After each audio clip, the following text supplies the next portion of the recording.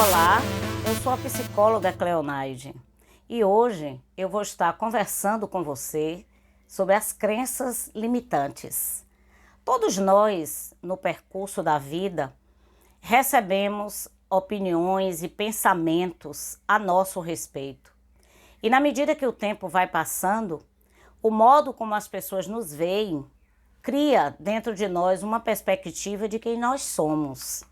Então, falar em crenças limitantes é falar sobre as influências do pensamento, do modo como você se enxerga, que interfere no seu comportamento e nas atitudes diante da vida. Então, o modo como nós adquirimos essas crenças, ela vai começar, é claro, no ambiente familiar. Nós sabemos que a criança, em todo o processo de desenvolvimento, ela vai ter acesso a figuras de autoridade, a figuras em que ela entende que sabe muito mais a respeito dela do que ela mesma. Então, o pai, a mãe, tias, muitas vezes avós, professores. Se essa criança está inserida em um ambiente religioso, os seus líderes religiosos.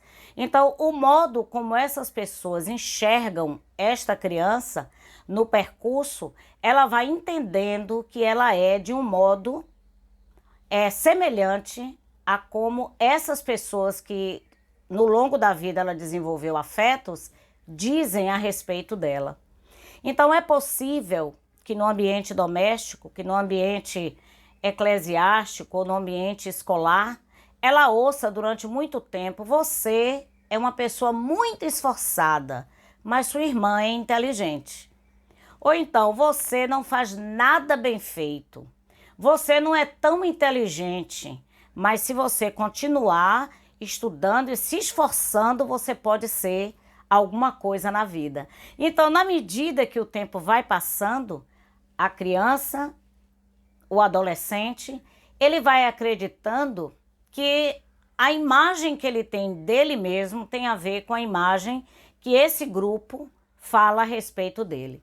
Então, se você diz a uma criança, a uma adolescente, você nunca será nada na vida, você está criando nela internamente uma percepção distorcida da sua existência. Nunca encontrará ninguém que ele ame. Se você continuar do jeito que você é, ninguém vai te amar, ninguém vai querer casar com você. Essas são palavras destrutivas e que, mesmo falando no momento de raiva, causam um impacto interno que vai apresentar no longo da vida algumas dificuldades. Então, independente do que a criança faça, ela não deve ouvir: você é fria e sem sentimento. Ou então, mas você é igualzinho ao seu pai.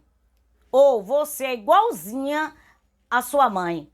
Porque na medida que você pontua características de maneira tão negativa, como se a essência dessa pessoa fosse aquilo de que você está dizendo, então você está descolando comportamento de essência. Então, é possível você dizer: o modo como você está procedendo não é um modo coerente, não é um modo certo, porque você pode ser diferente. E aí você passar o ensinamento ou fazer a correção. Então, na medida em que essa pessoa também ela vai vivendo experiências individuais, ela vai acumulando aquilo que ela ouviu dos parentes mais próximos com aquela experiência negativa que ela está vivenciando. Então, é como se fosse validando o conceito anterior que ela tanto ouvia no ambiente familiar, tanto na fase infantil como também na adolescência. Então, quando nós ouvimos muita coisa ruim a nosso respeito, pode gerar tanto a paralisação, onde você diz: eu não vou entrar por esse caminho porque eu não sou muito inteligente, eu não vou tomar esta decisão porque eu ouvi a vida inteira que eu sou isso, que eu sou aquilo. Pode causar paralisação, como também pode gerar a oportunidade da pessoa, tendo como se avaliar, tendo como se autoconhecer, criar uma nova jornada para a sua existência. Existe também uma formação que ela advém do ambiente social. Você sabe que é comum ouvirmos: o mundo é muito perigoso, então não podemos viver a liberdade. E tantas vezes as pessoas, os adolescentes e também jovens, eles são levados a permanecer no ambiente seguro da família por medo de enfrentar a liberdade e abrir novas oportunidades de evolução e de crescimento. Ouvimos também no ambiente social: o mundo é dos mais espertos. E nós podemos acreditar isso e achar que, apesar de ser ensinado sobre justiça, sobre amor, sobre esperança, sobre um comportamento ético, diante daquele aprendizado, daquela máxima, daquela crença que você precisa agir de maneira inadequada para que você possa ter prosperidade, isso também pode causar um resultado negativo. Então você também já ouviu socialmente esse comentário: mulher no volante, perigo constante. O que a sociedade, então, com esse ditado está dizendo? Está dizendo que esta mulher, ela não é capaz de ter a desenvoltura, a capacidade de dirigir, a capacidade de ser independente. Então, as máximas de uma sociedade, ela gera pessoas com medo, amedrontadas, limitadas. Mas é possível criar uma nova forma de pensar e um novo comportamento, apesar das crenças limitantes. Muitas vezes falamos: eu não tenho tempo para buscar o autoconhecimento, eu não tenho tempo para criar um ambiente propício para a minha evolução. Mas isso nada mais é do que crenças associadas a hábitos negativos. Tem também um ditado que diz assim: seu passado lhe condena. Bem, presta bem atenção. O passado, ele é sempre passado, mas nós podemos construir um novo amanhã, desenvolvendo hoje novos hábitos.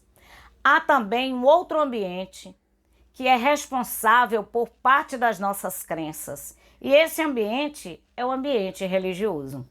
A depender de qual religião você esteja inserido, você vai aprender concepções a respeito de Deus que podem gerar uma distorção no seu comportamento diante da vida.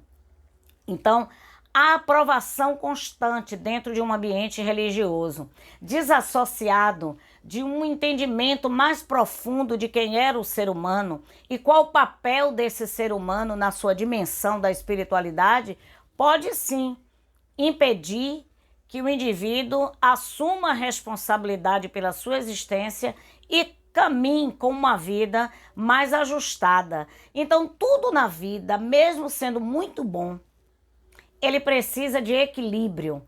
E a religião, as dimensões religiosas, ela também precisa ter um grau intenso de entendimento, de percepção, de análise, até que ponto essas crenças têm me levado a viver uma vida em equilíbrio.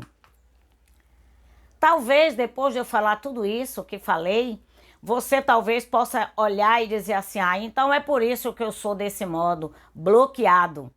O meu objetivo não é criar esta constatação. O meu objetivo é dizer que todos nós precisamos assumir autorresponsabilidade pela nossa existência. Então, aprender onde foram criados as nossas crenças, dar uma olhada para trás para observar o ambiente familiar e social que você foi formado, vai lhe ajudar a ressignificar, que é dar outro sentido à sua existência. Viktor Frankl, ele falou: quando não podemos mudar uma situação, temos o desafio de mudar a nós mesmos. Então, quando o Viktor Frankl colocou isso, ele quis dizer o seguinte: é possível mudar o presente e estabelecer um novo amanhã. Olhar para trás, olhar para o passado, precisa ter um requinte de observação da sua responsabilidade do aqui e agora, né? Quais são as dicas que eu queria lhe ajudar nesse vídeo? A primeira é identificar as suas crenças. Quais são as crenças positivas que eu tenho na minha vida pessoal? Então, se aquilo é positivo e ela tem lhe ajudado a evoluir, potencializar cada vez mais essas crenças. Agora, quais são as crenças que me limitam, que impedem que eu avance, que tira de mim a coragem para vencer? Identificando essas crenças, analisando a origem de onde você veio, qual a sua história, qual foi aquilo que aconteceu com você e com a sua família que geraram as crenças que você tem, agora sim você vai tomar uma decisão. E a decisão é buscar evoluir, é buscar conquistar, é buscar equilibrar-se. Para buscar o equilíbrio, eu preciso desenvolver novas crenças, desenvolver novas rotinas que me ajudem a viver de maneira digna. Gerenciar as suas emoções é um processo para toda a vida. Buscar, às vezes, é necessário buscar uma ajuda profissional, onde essa ajuda profissional vai lhe ensinar a meditar, vai lhe ensinar a ressignificar parte dessa história, vai também lhe dar a condição de você desenvolver cada vez mais aquilo que é positivo na sua existência, positivo na sua história. Então, o meu desejo é que esta semana você reserve um tempo para desenvolver a capacidade do autoconhecimento e buscar a todo custo desenvolver crenças positivas. Um grande abraço para você.